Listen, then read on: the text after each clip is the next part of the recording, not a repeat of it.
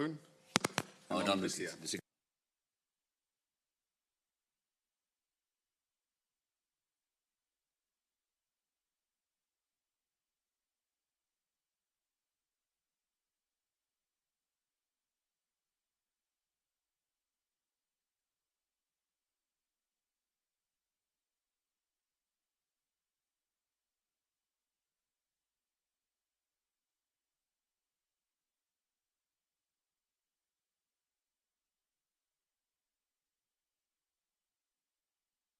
Ja, dan gaat hij aan.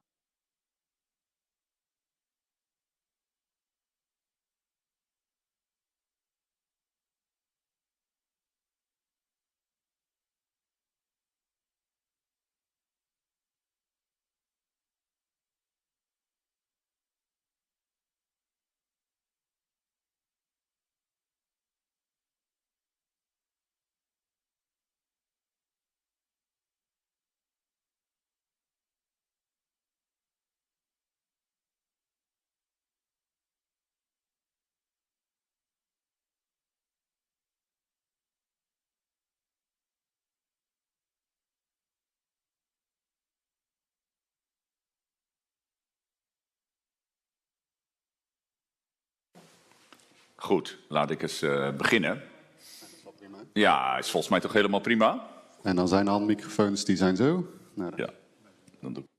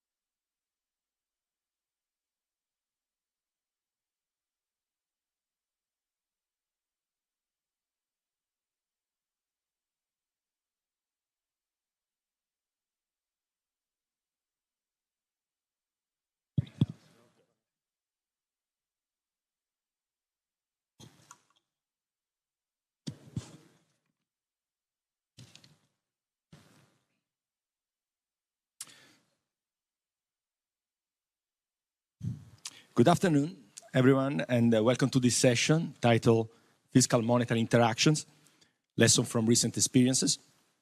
It's organized by the European Central Bank, and my name is Leonardo Melosi, and I have the honor of chairing the session today.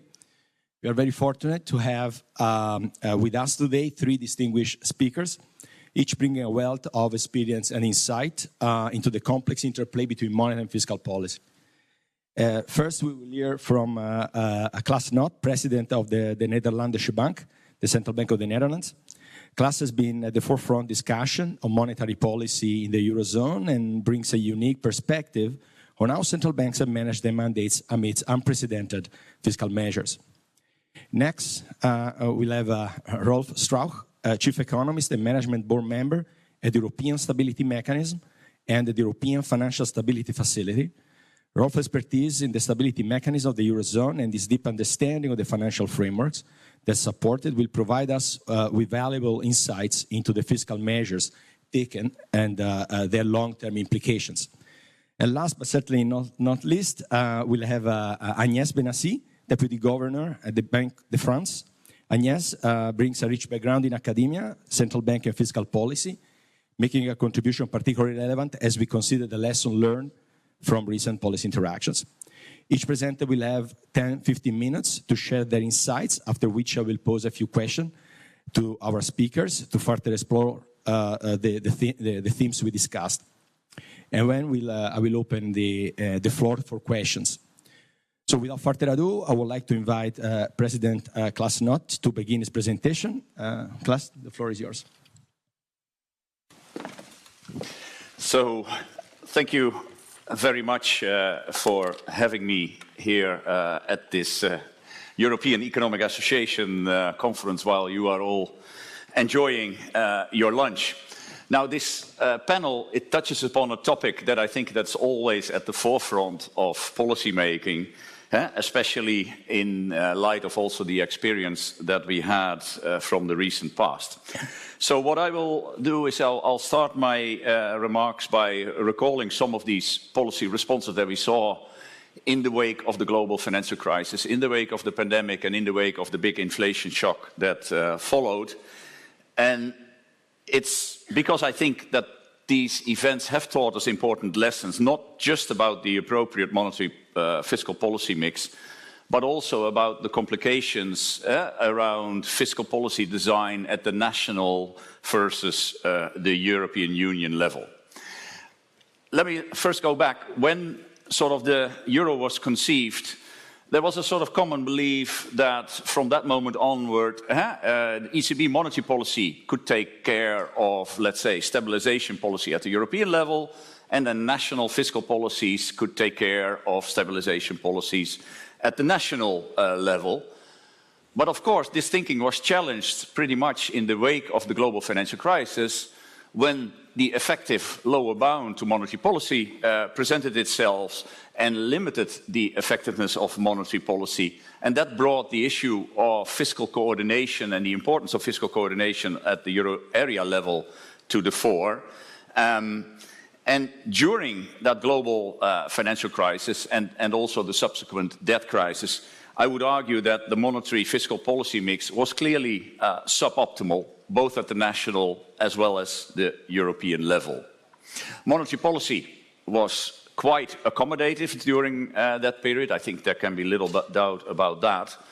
But the stimulus that it was intended to give could, of course, have reinforced much more effectively by a counter-cyclical fiscal stance, which would potentially have allowed a faster economic recovery without having to rely so excessively on monetary policy only. Now, this is not what happened throughout most of the debt crisis. Most governments pursued tight fiscal policy, so not counter-cyclical, but rather pro-cyclical. And this reflected choices that maybe were understandable from a national level perspective, as some countries had very little choice but to undergo fiscal consolidation. But the aggregation of these fiscal policies were clearly not conducive to economic recovery at the European level. Had monetary and fiscal policy moved in tandem, then probably the recovery would have been quicker.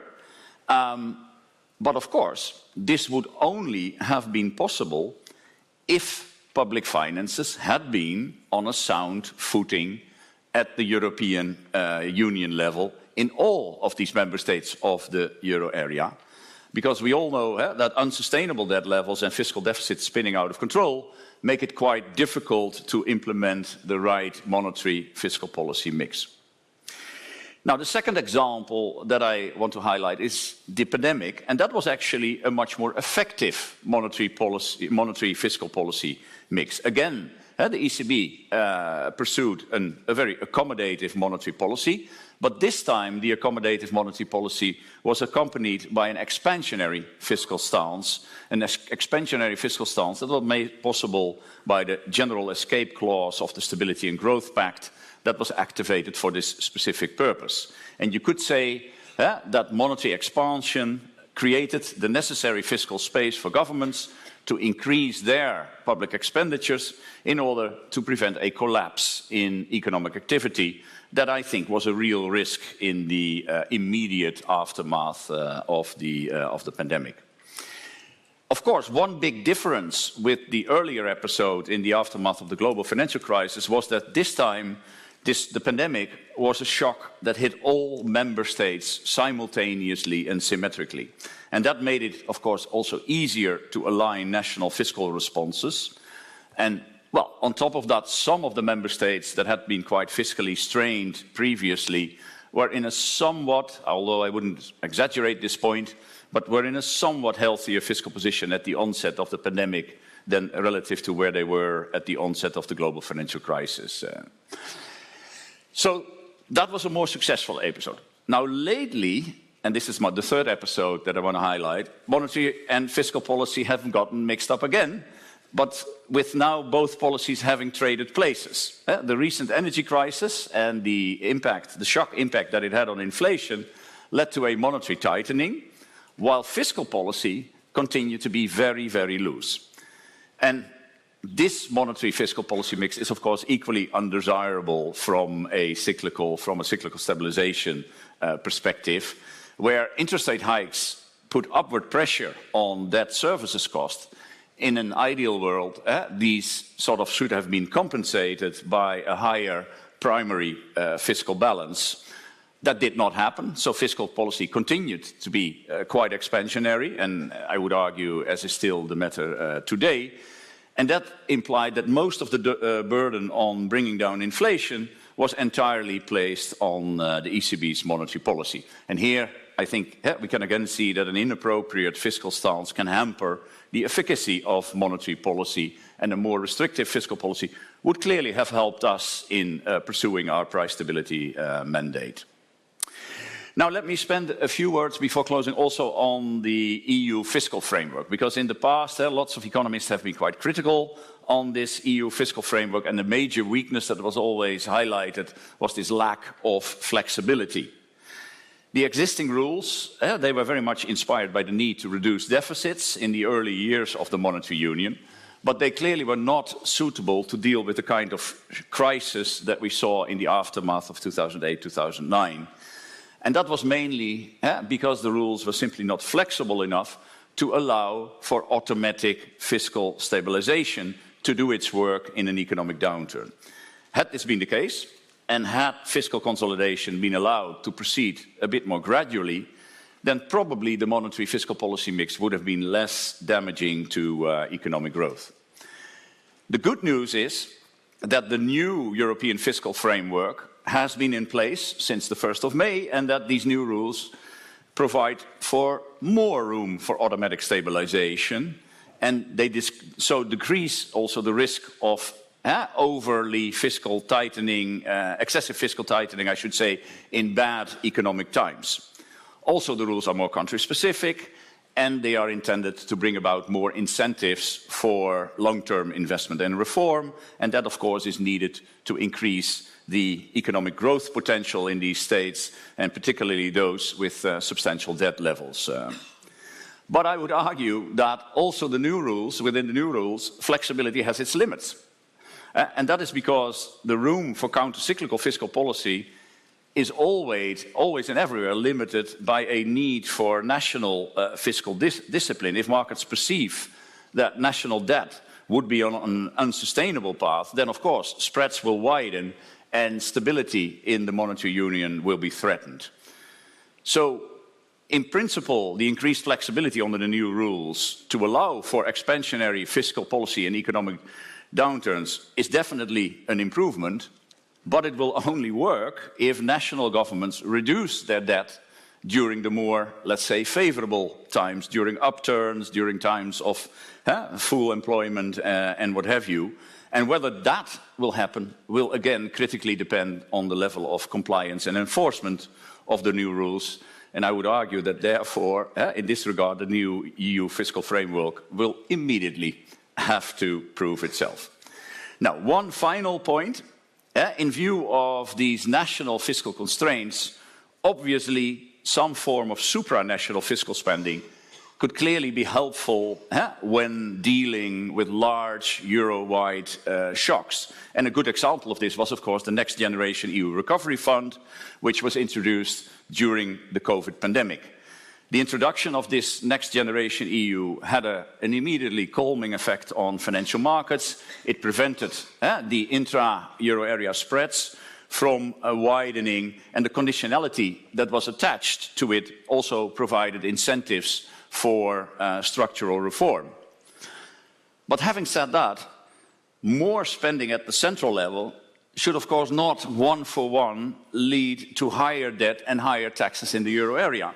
After all, we should realize that the European taxpayer and the national taxpayer is one and the same person. There is not a hitherto untapped reservoir of European taxpayers that all of a sudden we can put additional burdens on.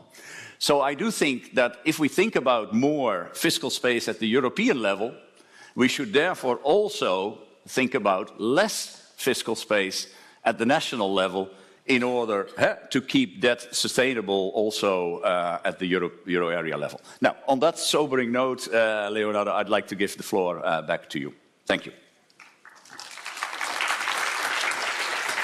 Thank you. So next one is Rolf.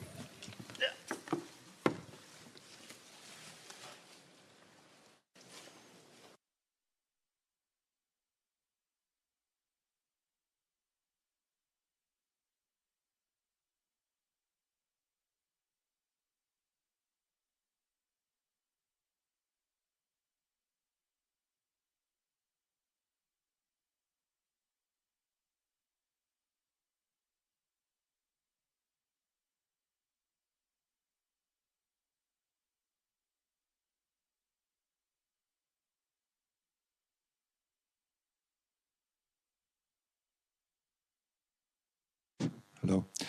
So, great pleasure being here, and let me complement then the remarks that the governor made with perspective, by putting this into perspective and comparing euro area and US monetary fiscal policy interaction over the more recent period since 2019.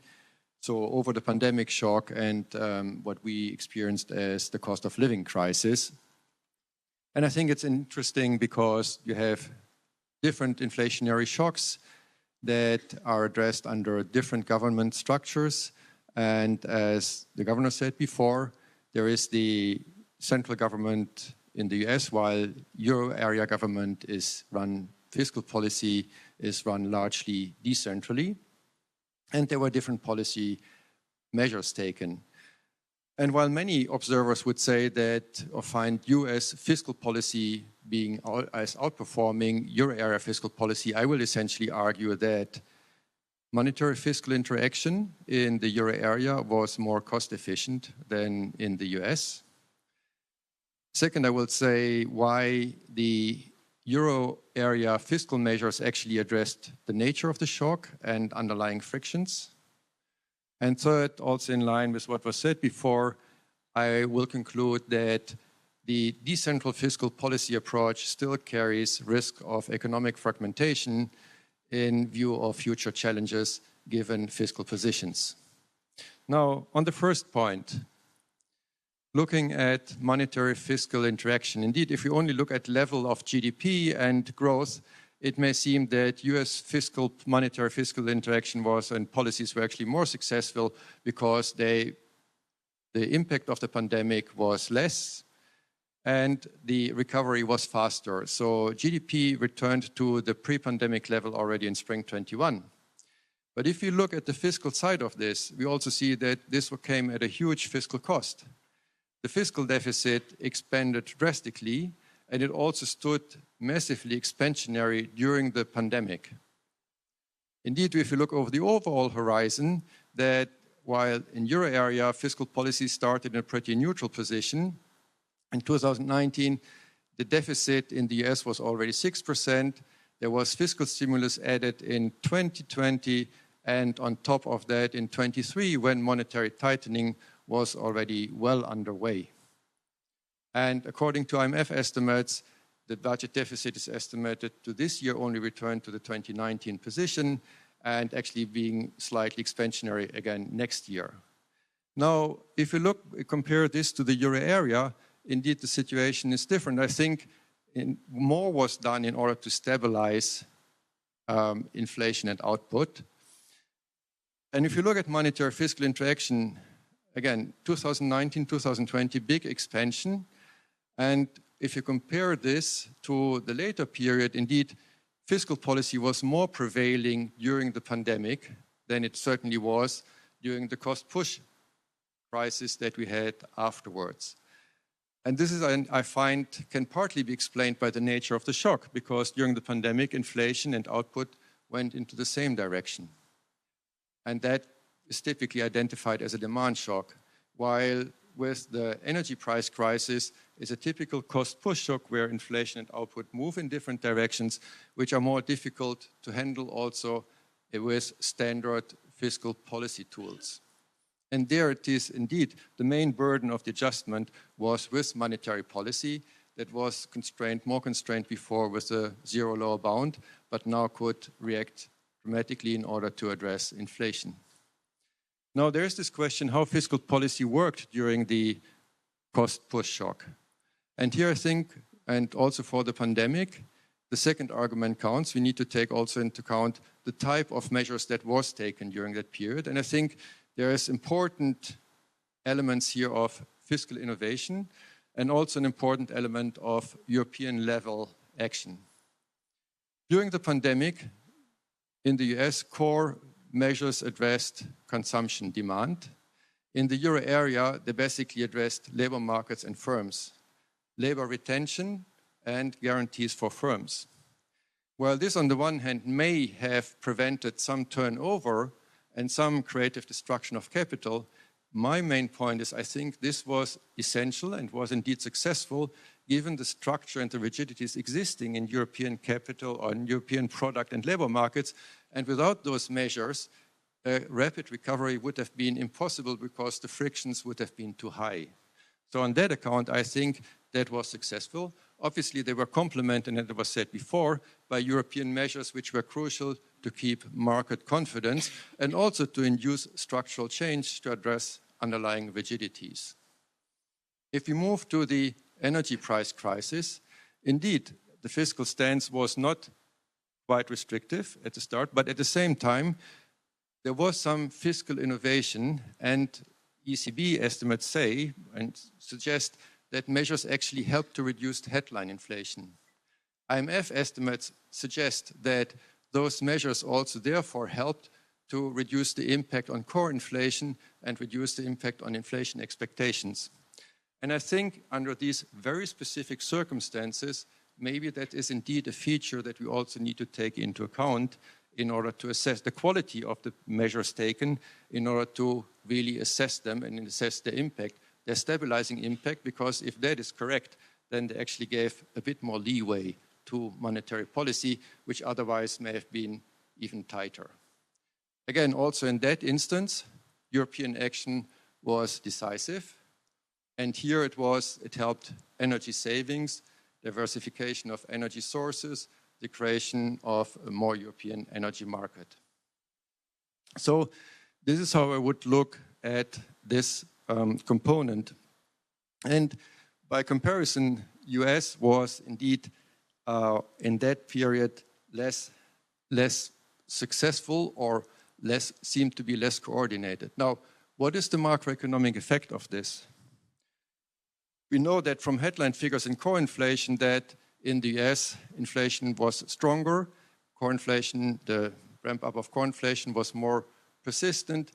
Rates had to be hiked earlier and also were hiked more, as in the euro area. Euro area, I think also due to fiscal policy, rate hikes were somewhat less. Obviously, it's difficult, and there are many reasons to explain inflation output. And so what we did is a small simulation with a DSGE model to try to extract the impact of fiscal stimulus. What those model simulations tell us is that the fiscal impulse in the US was indeed strong and pushed output, but only temporarily, while it pushed more persistently in the US inflation and interest rates, and therefore also the cost of borrowing.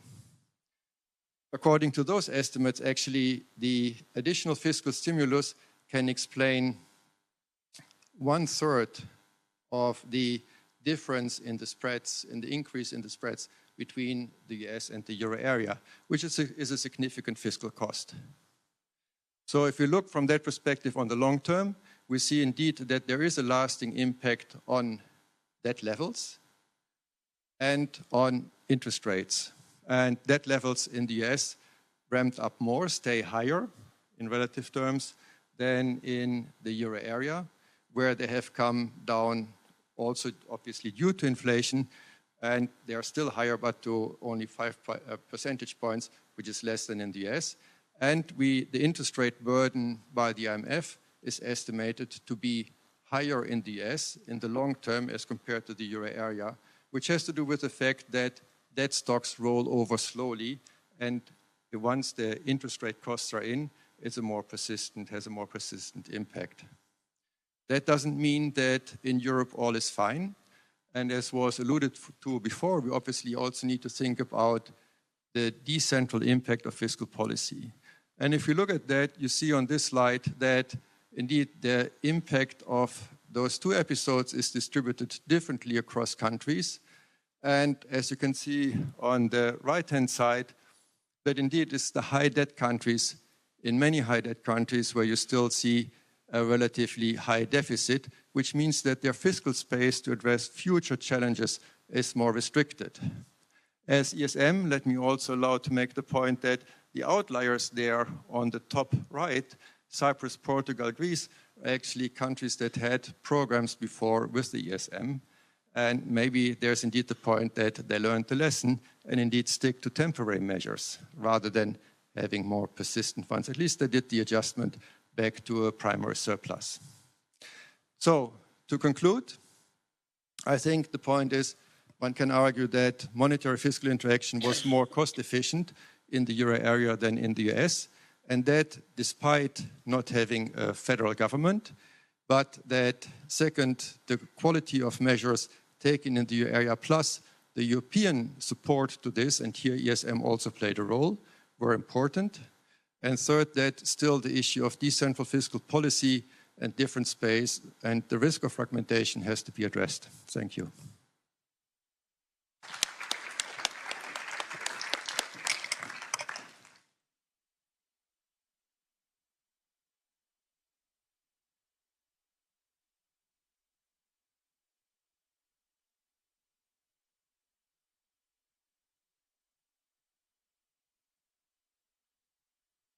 Can you hear me? Yeah? Hello, everybody. On my side, I would like to start by taking a step back to the Maastricht Treaty. According to the Maastricht Treaty, the organization of the policy mix in the euro area goes along the first diagonal of this table. So here you have shocks that can be symmetric or asymmetric. And you have two objectives. One is output stabilization. The second one is price stabilization. And according to the initial organization of the policy mix in the euro area, as was said by the governor, price stabilization at the aggregate level is taken care of by by monetary policy, whereas idiosyncratic shocks are taken care of by national fiscal policies. There have been instances, and he quoted two of them, where there would have been a need for a complementarity between monetary policy and fiscal policy. He quoted the period after the global financial crisis, where the monetary policy was expansionary, but losing effectiveness due to the zero lower bound. And here you have a quote from Mario Draghi in Jackson Hole in 2014, where he asked actually fiscal policy to do more in order to lift inflation. So in this instance, there would have been a need for an aggregate fiscal stance. Why is it under bracket here? Because it didn't really ever work. This was, the Commission tried to push this idea, the European Fiscal Board also, but of course, fiscal policy is a national prerogative, and it's very difficult to organize an aggregate fiscal stance.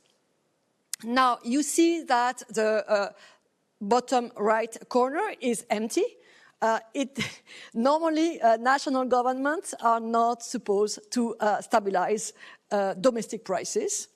However, as Rolf just alluded to, in the recent energy crisis, national governments actually have been taking measures to stabilize prices at the national level, alleviating so there is it's controversial because it has fiscal implications, more deficit. So we are used to higher fiscal deficit means more inflation, not less inflation.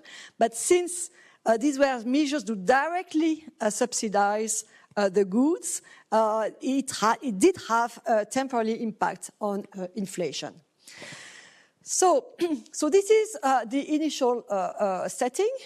Now, in this setting, in normal times, we expect fiscal policy to remain credible, hence to avoid a permanent drift in the debt to GDP ratio. And we also expect monetary policy to remain credible, so geared at its target, which is 2% inflation over the medium term. And the credibility of one enhances the credibility not only of its own policy, but also of the other one. So the fact, for instance, that fiscal policy remains sustainable helps monetary policy to be more credible, and vice versa. Now, in today's world, we have experienced a number of supply shocks. And these supply shocks are not in this table, where they could be in the corner of the table, but it's empty. So what about supply shocks? There are many supply shocks in the recent history: lockdowns, energy crisis, today's events in the Red Sea, etc. So here you have a table showing the impact of these supply shocks on inflation. Depends on what exact supply shock we are talking about. It can depend on the centrality of the affected sectors. So the problem of the energy crisis was that it's an upstream sector that travels over the whole economy. So it has a large impact on inflation. But also the degree of price stickiness, and here an energy or food price inflation has less impact because it's less sticky. Whether it's an internal shock or an external shock, and in the euro area, the energy shock was very much of a terms of trade shock, hence with an implication for real income and aggregate demand. So it's not just a supply shock, it's also a negative demand shock. And also the ability to plan ahead. If the shock can be predictable, like a carbon tax that would be raised, it's less inflationary than, say, a boom in oil prices. So what is the policy mix that is adequate? It depends on mainly three things. How aggregate demand is affected, as I said, whether it's in terms of trade or internal shock. Whether it's, the shock is temporary or permanent, this is extremely important for monetary policy, because if the shock is temporarily, then the looking through is adequate. Otherwise, there's a risk of putting some sectors into deflation in order to reach the target of headline inflation. And third, is the shock affecting some specific types of household or firms, upstream, downstream, or specific hand-to-mouth versus Ricardian households. So fiscal policy, as was detailed by Rolf, has a wider array of instruments and can tackle the supply shock at the root, and quite with some differentiation between, say, households or firms. So a wide array of tools. However, fiscal policy faces institutional constraints, administrative capacity. To be smart, you need a lot of data, for instance, which was missing to react quickly and in a cost-efficient way during the energy crisis. Second, of course, debt sustainability of fiscal rules. And third, the political economy and the fact that we have an expansionary bias. Now, governments can also regulate. I'm not going to repeat, but with a temporarily increase in inflation, it can be, and so now I'm going to move actually to this topic. So we have an objective of price stability, which is 2% inflation over the medium term. So the optimal reaction for monetary policy to a temporary commodity price shock is to look through.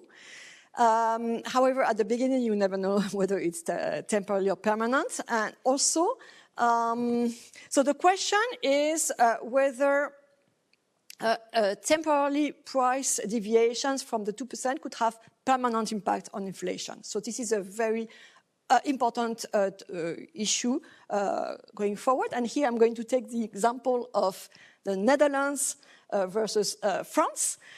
So if you take the level of prices, on the left-hand side you have the headline inflation index, the headline price index, and on the right-hand side, excluding energy and food. So the green line is for the Netherlands. It starts at 100 at the beginning of 21, and the red line is France. So it also starts at 100. And you see that in Netherlands, the increase in energy prices was passed on to the consumer much more quickly, although I think there was a statistical change after some, but here, this is recent data. And in France, at the opposite, there was this idea of shielding the households from the increase of energy prices. So it's much smoother. You expect the endpoint to be the same, since the shock is the same in the different countries. So when you move to the right-hand side, you have less differences between the two countries, of course, because you remove energy and food. However, there's still a difference. So the big question is whether these two lines will converge or not. Of course, there are other differences between the two countries. For instance, the labor market, which is much tighter in the Netherlands than in France. But still, there is some, and here we have very smart researchers. It's very important to understand whether this kind of policy could have a permanent effect. The effect could go through sticky price sectors like services, because they are more, there's more stickiness, so inflation could be more permanent there, or more persistent, I would say. Or it could go through a de-anchoring of expectations following abrupt price adjustments. We know that there is excess attention given to energy or food prices. You all have made the experience of asking some friends, what is the level of inflation during the energy crisis? And they would say easily 20%, which never, of course, was never the figure. So there's excess attention to energy and food prices. And finally, something that has been less stressed is possible resource misallocation due to forecast errors. If you have large inflation or hectic inflation, there are more errors being made by firms or households with some real consequences. Or you could also have resource misallocation due to staggered contracts, where if you have a SME in the middle of July you have to renew your energy contract in the summer of 22 and 21. And you are at a disadvantage compared to the next SME that has to renew it in 3 months. So there starts to be some research about this, very important to see whether inflation volatility could have an impact on potential growth. And to finish with, even more complicated, so we have seen demand shocks than supply shocks, but we have the greening of the economy, hence of the policy mix. And the greening of the economy is interfering with stabilization objectives. Why? Because climate policies are a source of shocks, and they are also depleting fiscal space. So for these two reasons, we need to rethink the policy mix. The central bank has to deal with so-called climate-inflation and greenflation. This is taken from Isabel Schnabel in a speech in 22. And there is a risk of a suboptimal policy mix with loose fiscal policy and tight monetary policy. And not to mention, of course, loose climate policy. So very often people claim that monetary policy should be loose in order to make the transition easier. And I think there is a misunderstanding here, because what we are talking about is not policy rates, it's long-term rates and real long-term rates. And what would maintain real long-term rates low would be a low credit risk. This has to do with fiscal sustainability. Anchored expectations to have long-term nominal rates at a low level. So this has to do with price stability and a credible monetary policy. And finally, low uncertainty also has an impact on the horizons of the savings, the investments, savings investment behavior of the households. And so all this means that the policy mix needs, even more than before, show itself as very credible and sustainable. And this is something that would help the transition. So the key role today of the policy mix is to be credible, and so hence the role of fiscal rules and transparent, or at least well-communicated monetary policies. With this, I'm going to stop. Thank you.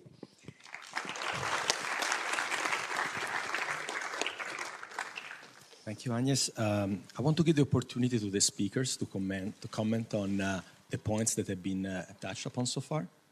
Anyone? Yeah, thank you so much. Actually, very interesting presentations and I must say that I also, by and large, agreed. But Rolf, on your comparison with the US, yeah, again, I very much agree. In fact, I just came back from Jackson Hole. It's very difficult to find a single economist that would single out US fiscal policy as something close to a best practice that the rest of the world should actually relate to. So I do think, I agree with your main hypothesis that US fiscal policy overdid it, and that at the end of the day we may have been more cost efficient in Europe. But there is one nuance, and you did not touch on the dimension of productivity growth. And productivity growth is much more favorable in the US than is the case in Europe. And to me, it's at least a research question. I'm not positing anything, but it's at least a research question on whether this productivity differential has something to do with the differential way in which the fiscal support was created after the pandemic. In Europe, the fiscal support was basically given to the firms to take over the wage bills so that the supply side of the economy, or at least the labor market, was effectively frozen for 2 years. Whereas in the US, all workers were fired. Then the fiscal support was given directly to the workers. When the economy reopened, the workers were rehired, but not necessarily by the same employers than there had been. So in the US, there was a massive reallocation of labor, which may have had a positive effect on productivity growth. So I do think that if you want to make a complete comparison, then also the element of productivity growth should be taken into account. And again, it's at least a research question on whether this relationship, as I suggest, may have existed, really also exists. Now, even if it exists, I also want to admit that in Europe we could not have done it the US way, because the labor market is so different in Europe. In the US, if a 60-year-old is fired, there is still a significant likelihood that he or she might be rehired at some later point in his or her career. Whereas in Europe, if you're fired as a 60-year-old, it's effectively game over. I mean, we don't have that tradition of also rehiring elderly workers, etc. So it may still be not have been optimal. But I do think that that dimension needs to be taken into account as well. And then on Agnes, I very much agree that, yes, curbing energy costs for the consumer, of course, immediately has an effect on wage claims and on second-round effects. And France has been more successful there than the Netherlands because we did the opposite. We had a statistical mismeasurement of energy price inflation. Essentially, our statistical bureau assumed that all Dutch consumers were renegotiating their energy contract every month, whereas in reality, most Dutch consumers had an energy contract for 1 year, for 2 years, for 3 years. And that was a huge overestimation of the published figures for energy price inflation, which then, of course, led to an let's say, a much higher wage claim by the trade unions, which were responding to the published energy inflation figures. And I think that is in part responsible for the differential impact. So here you see that price caps, if something is a very short-lived shock, can actually help contain inflation expectations and second-round effects, whereas in the Netherlands, unfortunately, we did the opposite.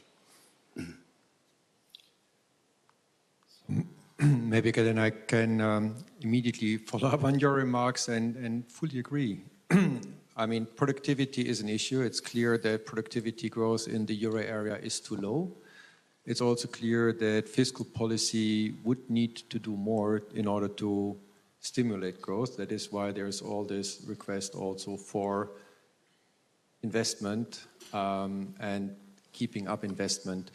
And there is the need for the structural reforms. On the point that you were making, it's exactly as you said. I think we could not have done in Europe the same way. Yeah. And the degree of destruction of capital and the separation of labor that would have happened without that support would have been too much to have a quick recovery, given our labor market and product market conditions and given our financial conditions and for working of the financial market and the financing of risk capital, which all should be improved. We know to some extent works better in the US. That is why I think that, in my view, it justifies the measures taken, which doesn't mean that it's all the optimal mix. And I mean, there is always an issue if you give guarantees to companies about the amount of guarantees, about the selection of companies, how you manage that. And here there was also really practical problems how to do that, because it all had to be done very fast. So, but on that, I think we can largely agree. I would like to make one point on those, on the measures during the energy price crisis. The notion that was said at the European level and that was agreed, basically, it's timely, targeted, temporary as measures being necessary. What happened was that they were not all that targeted, and we know about the statistical impact of that, and we know about the fiscal cost. And the fiscal cost of those general measures is very high.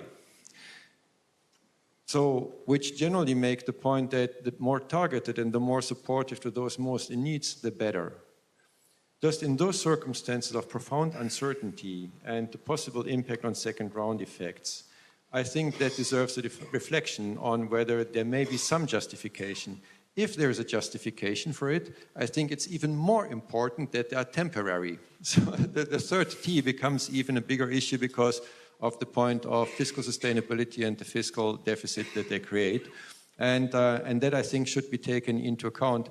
And also, obviously, all of that doesn't work if fiscal sustainability per se is an issue. So there's this precondition that you also emphasized that will be crucial forward-looking on the sustainability dimension. Thank you. Okay, so maybe following up on the comparison between the euro area and the US, I think there's another distinction, which is the strength of automatic stabilizers in the euro area. So it's often shown that discretionary fiscal policy is pro-cyclical based on the cyclically adjusted fiscal balance, the change in the cyclically adjusted fiscal balance. However, in the euro area, automatic stabilizers are so large that they reverse this outcome, and we end up with a stabilizing fiscal policy, whereas in the US, it's much more driven by politics, and since automatic stabilizers are smaller, I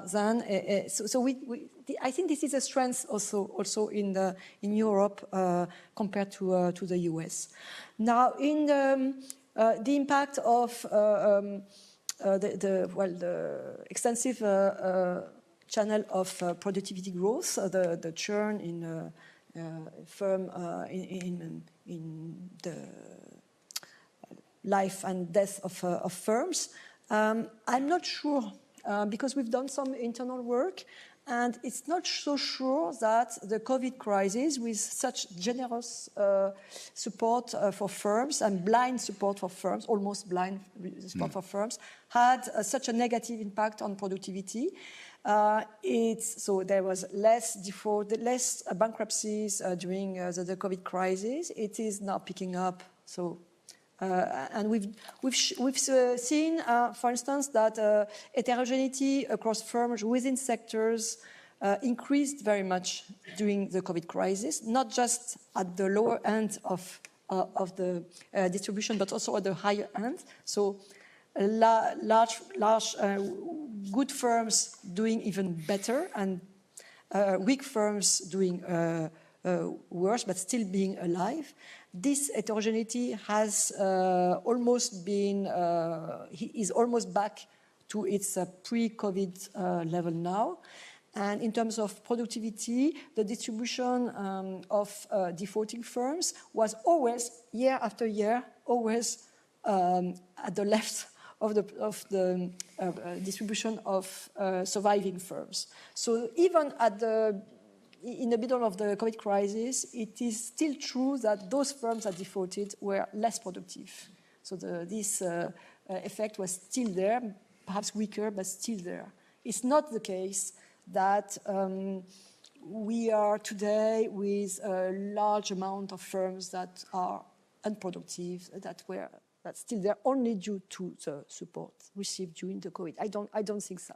I don't think so. I don't think this is the main cause of the drop in productivity. As you know, in France, there is especially large drop in productivity compared to pre-COVID trend. Thank you very much. And I think this last discussion shows how hard it is to compare fiscal policy. Fiscal policy is a very multifaceted policy tool, and it's very hard to compare across countries. But it's extremely important to do the exercise that Rolf tried to attempt here. Now, I think in the remaining 5 minutes, we should take some questions from the floor, I guess. Shall I just shout it up? Maybe I can hear you. I can do like presenter. This is Chan from Bloomberg News. I wanted to ask Mr. Knot how likely is an ECB rate cut in September? And is market pricing for 2-3 rate cuts this year realistic?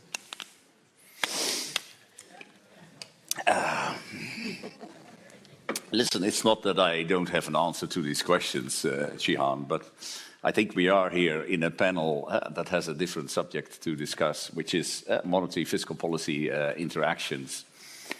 And obviously, I think you know my views on monetary policy, that, and this is what I am prepared to say, that as long as our disinflation path still converges toward a return to 2% inflation at or before the end of 2025, then of course I'm comfortable with gradually taking our foot off the brake, because then we need less restriction.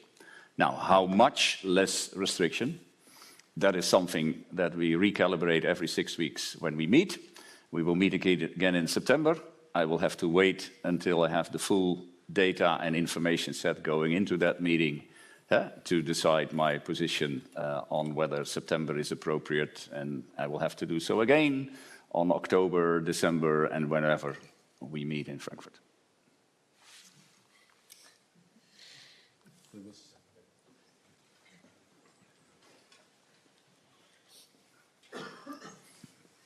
Thank you for the talk. My question is, what impact can different fiscal policies across different countries of the euro area have on the stability of the euro area in the long term and in the short term, and of the euro as well? Thank you.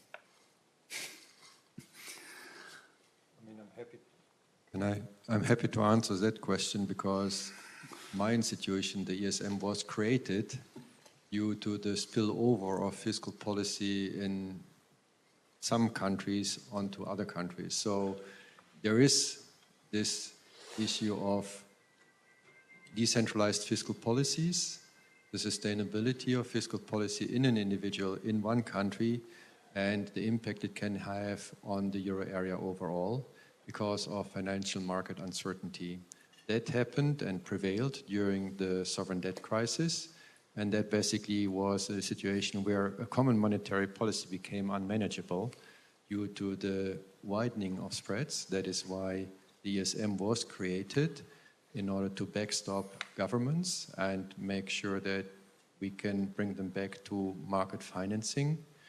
And I think the reason that we have a European response, and that was also pointed out before, the common response in Europe to the pandemic, with the European institutions, including the ESM, but also most importantly with the creation of this Next Generation EU big program, was indeed one of the key factors that actually supported market confidence and made sure that this works, next to obviously all the instruments that monetary policy implemented, and also make the monetary policy toolbox, as I would say, as an outsider, so to speak, more robust.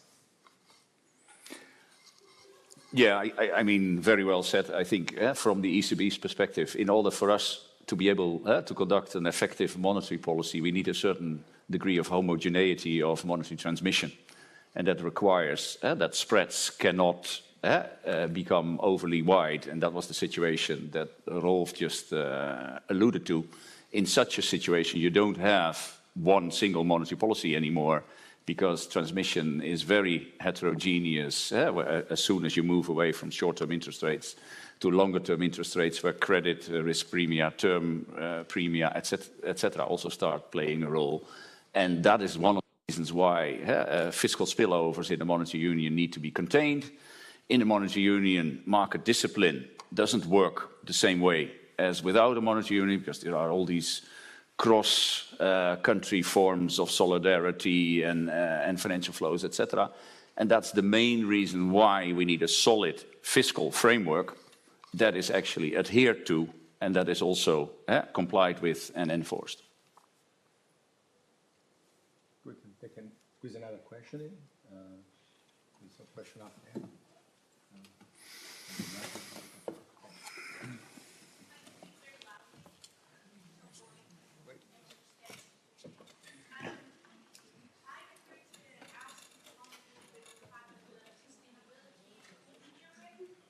Wait, we cannot hear. Can take two questions. Yeah, I think it's...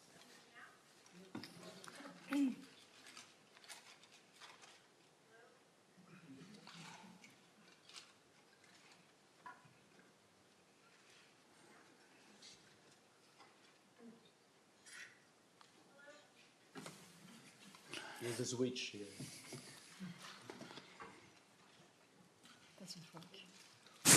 Hey, there we go. Okay. I was going to ask you to comment a bit more maybe on how the sustainability of fiscal policy is not exogenous to the presence of the Union. So even before the introduction of the euro in 2004, there was kind of a booming literature in economics on kind of lessons from Massachusetts for the monetary union, how when you have a monetary union that will kind of amplify divergence because you remove frictions for the factors of production to move. An example is following the sovereign debt crisis, you had a huge brain drain from potentially Southern Europe to Northern Europe, which of course affects the potential output of these countries, the ability to boost economic growth, and then of course the fiscal headroom that is available. Same things apply for trade. If you're in a single market, some people will benefit by exporting more, and that will have an impact on their fiscal headroom. And at the time, before the euro was introduced, this was described as one of the weaknesses of the euro. I guess if you can comment a little bit more about how these self-fulfilling prophecies have been addressed better, or we've moved better towards this one fiscal policy world that you could argue they have in the US and we don't really have in Europe yet. Well, my understanding of the Massachusetts lessons for the euro area was the story of endogenous asymmetric shocks.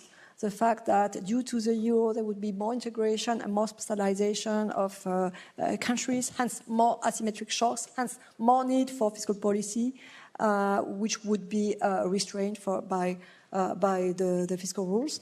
However, my understanding also is that the data don't support this story.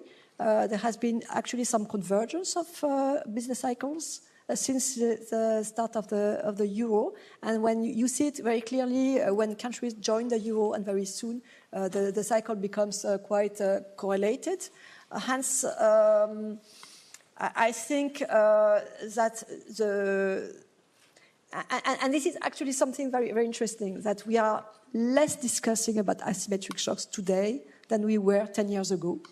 And we are more discussing about potential growth and debt sustainability than we were 10 years ago. So maybe there was too much emphasis at the beginning on this issue of asymmetric shocks, maybe not enough on growth and debt sustainability. And I take this opportunity to say that debt sustainability is a long-term concept, hence the reduction of debt to lower level in order to prepare for the next shock.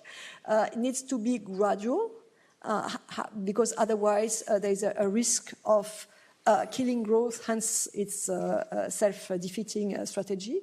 But still, it needs to be well credible and advertised, so you need a little bit of front-loading, but not too much. So it's quite a difficult balance, and it needs to be spread over, I would say, less than 10 years, because every 10 years we have a big shock.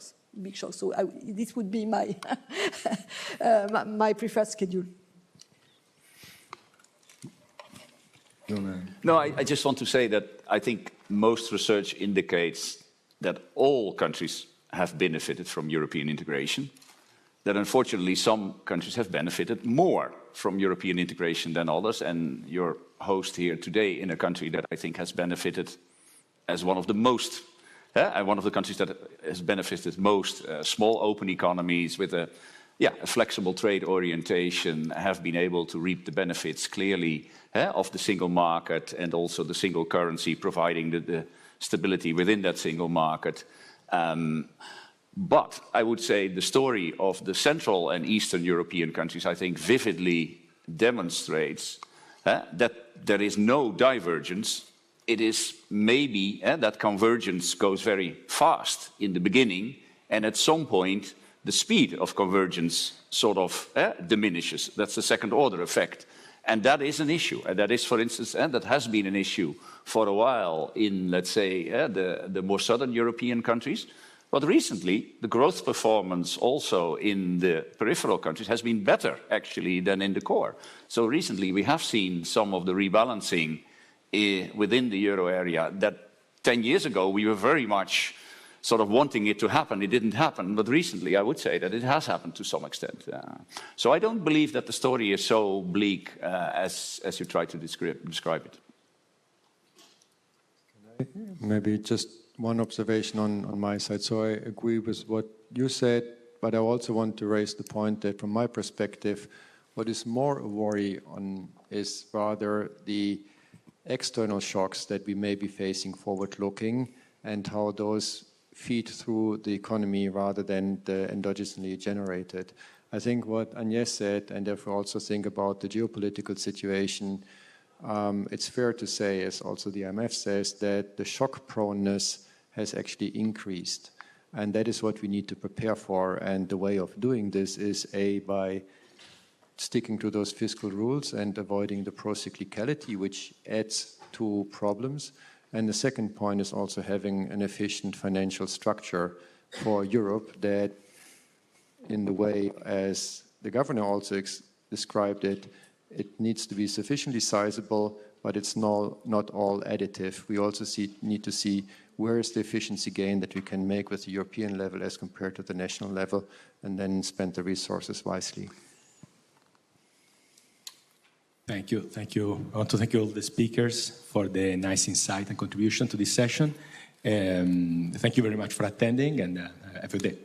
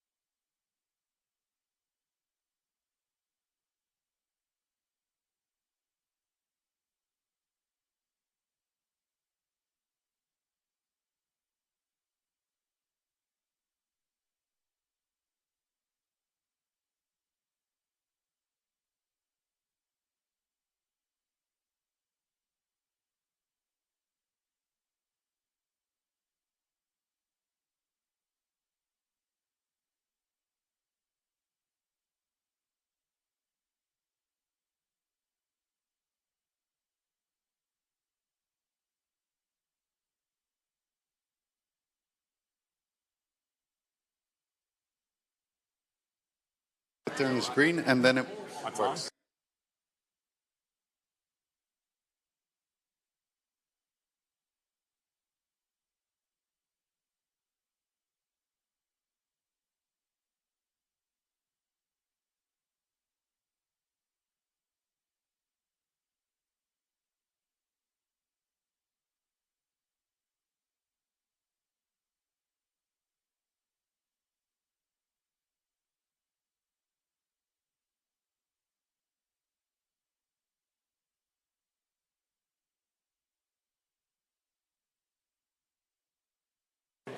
And then I'm...